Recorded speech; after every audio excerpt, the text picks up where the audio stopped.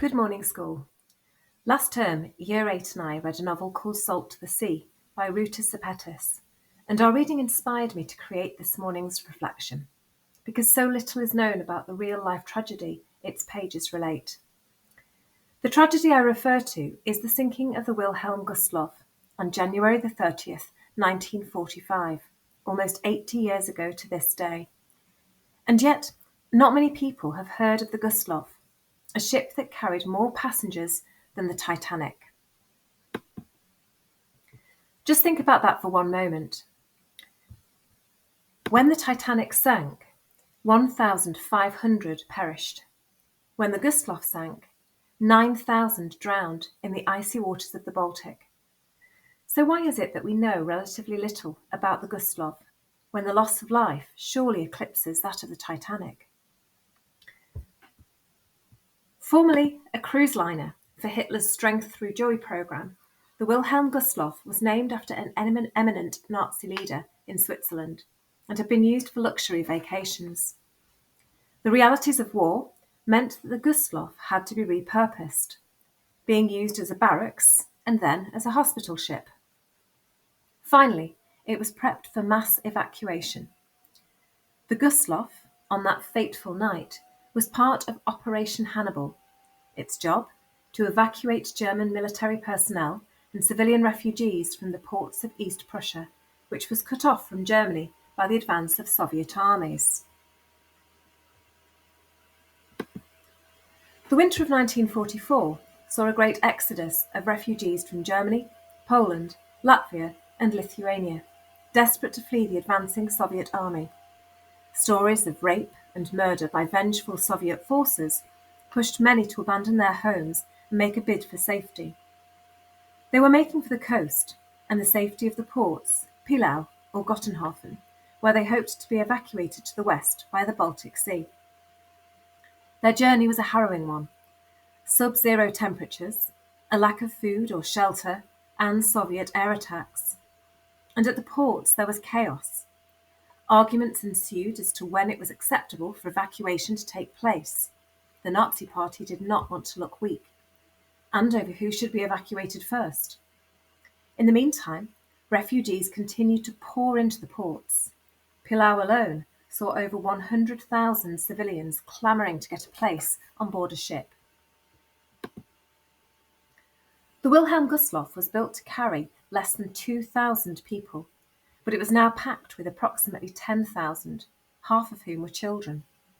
Records of passage are such that we will never know the exact true number. The Gustloff was intended to cross the Baltic, heading for the German city of Kiel. The choices were not enviable. Float through the shallower, mine-laden waters, or the submarine-infested deeper waters. Escort ships were unavailable, and sadly, the decision was made to turn the ship's navigation lights on, which made the Gustloff a beacon for lurking enemy submarines. At 9 p.m, 4 torpedoes were fired from a Soviet submarine, 3 of them hitting the Gustloff. The ship was a scene of horror, with explosions, fires, children blown overboard, passengers slipping on the icy deck and tumbling into the sea. The crew of the ship could be of little assistance. Many were locked behind watertight doors that had locked automatically upon impact. The Gustloff soon became a scene of the mad scramble for survival. The sheer number of passengers far exceeded the capacity of the life rafts. Children were trampled to death in the rush to get up the stairs and onto a lifeboat. Many jumped into the sea, trying to get onto a boat, but were hit down by those on board, fearful that the boats would overturn. It took less than 1 hour for the Gustloff to sink, and the death toll is said to number as many as 9,000. By the next morning, the waters surrounding the Gustloff were filled with bodies, many of them children. Only 1,200 of the 10,000 passengers survived, many freezing to death in the icy water of the Baltic. Of course, given the lack of proper records, an exact number is difficult to state. But what historians do know is that the sinking of the Wilhelm Gustloff is the worst in maritime history, at least 4 times bigger in terms of human life than the sinking of the Titanic.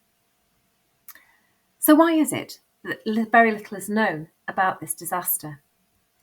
Firstly, the stories of survivors were largely lost in the fog of the closing war, and many of the victims would be viewed unsympathetically, being considered as Nazis by association. Neither Nazi Germany or the Soviet Union wanted to broadcast the deaths of so many innocent civilians. And of course, the Gustloff was not the only ship to go down in the Baltic. It was simply another tragedy in a war full of losses. And what about the captain of the Soviet submarine? Surely this would constitute a war crime, the deaths of so many innocent people.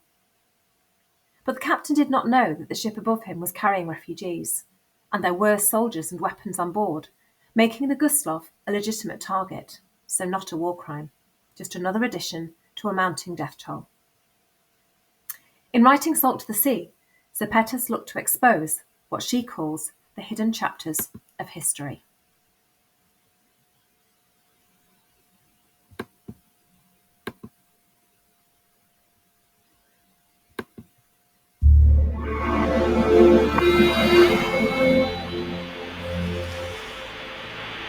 What a group we were. All of us hunted and haunted by tragedy.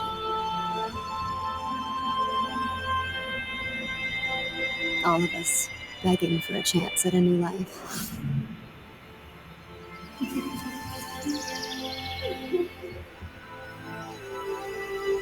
And me, at the center of it all.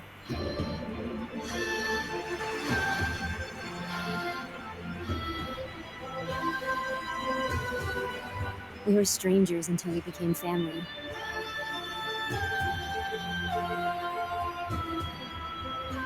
And the message to our family was clear.